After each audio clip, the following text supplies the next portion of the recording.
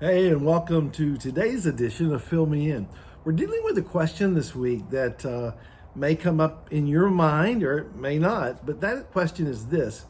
In the scope of Christendom in the church, why do some people believe that there's still supernatural activity of God in people or through people today, and some people don't believe it?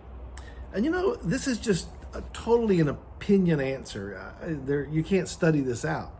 But this is just what I come to have experienced through time and interaction with people over the course of my life, is that the supernatural scares people. It's something that seems out of control, out of our control. So since we can't control it, we can't push a button and make it happen, we can't hit a button and make it not happen, then that's uncomfortable for people. We are very much controlled people. We like control. We like to control our environment. We like thermostats on everything we do. We want to make it hotter, colder, more free, less free. We just have that. If we could control other people, sometimes I think we would. And some people do try to control other people. But there's this amazing unveiling or revealing in the Bible, almost kind of a mysterious thing. And I like mysteries. The very word mystery means revealed in time. It doesn't mean something that's hidden. The word mystery is something, when you see a mystery or hear a mystery, it's something that's being revealed.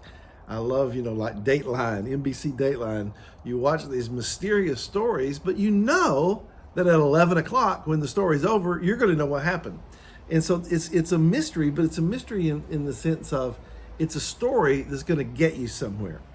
And that's the way it is with God so many times. He's just this incredible, beyond belief, let me put it that way, but also to be believed in, entity, being, person. He's not a human person, but he's person because he has personality, he has a will, he has intellect, he has imagination, he has creative powers. And we've been called to be like him. So supernaturality should abide in us. And there was this instance that happened more than once after Jesus left the earth, where people had an experience where they had believed in Jesus and then they experienced a supernatural occurrence or outpouring. And then the teaching of the New Testament goes on to say, and God wants to be able to use you in this way if you'll give yourself in faith to God using you. Now, a lot of people just can't go there, and that doesn't make them any less loved. It doesn't make them any less Christian. It doesn't make them any less anything. It just means that they don't have the experiences that other people have. In my life, I've had some supernatural experiences. I've prayed for people and seen blind eyes opened.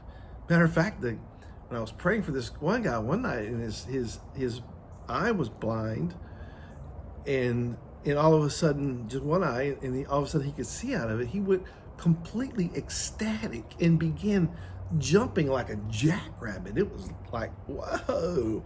And he ended up embracing me as if I had done something special, and I hadn't. I'd just been the conduit for the purposes of God in that time.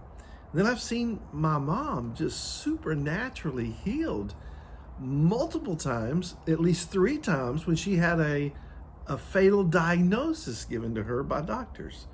My dad, they found a cancerous mass in his back, and I'll never forget the day that we prayed for him. And when he went back to the doctor, that cancerous mass was gone. I've just seen these things happen.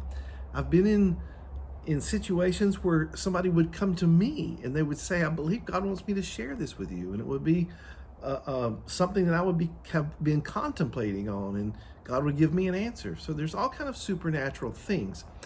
And we know it's true because, as we read yesterday, that God wants to pour out his Spirit on all flesh.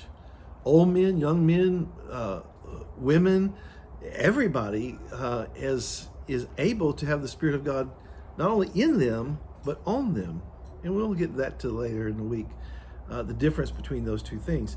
But I'm going to go through some scriptures now. And if you want to write these down, you can, but I think one at a time, they'll be up on the screen. But we see in Joel 2:28, the Spirit poured out upon people. In Habakkuk 2, verses 2 and 3, how vision, a supernatural understanding of what's next, is given to people. In Amos chapter 3, verse 7, we see God sharing secrets with people. I mean, these are things they don't get from reading a book or from some kind of empirical experience. It's just something that comes to them supernaturally. In Numbers 12 and 6, God spoke to let people know what to do in that moment. 2 Corinthians 12 and 4, Paul talks about how that there was this man, it may have been Paul himself, that was taken up to the third heaven and heard God speak things that he now couldn't speak again. He understood it. It was intelligent communication to him, but it was too much to tell another person. It's amazing.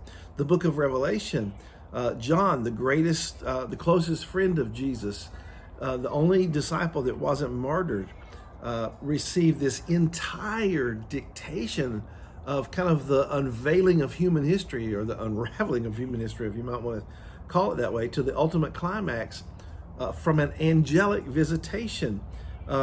Matthew chapter 17, Jesus takes James and John and James and Peter up to this mountain, and there was this supernatural experience where Moses and Elijah showed up, and God spoke verbally where they heard him. And so there's all this supernatural occurrence with God, but so many people don't believe it. They don't believe it's available to them today. And by the end of this week, I want you to see that God sees you as valuable enough to invest his Spirit in and to use in a supernatural way. I'm Phil Underwood, and we're here answering questions as we fill me in. Bye-bye.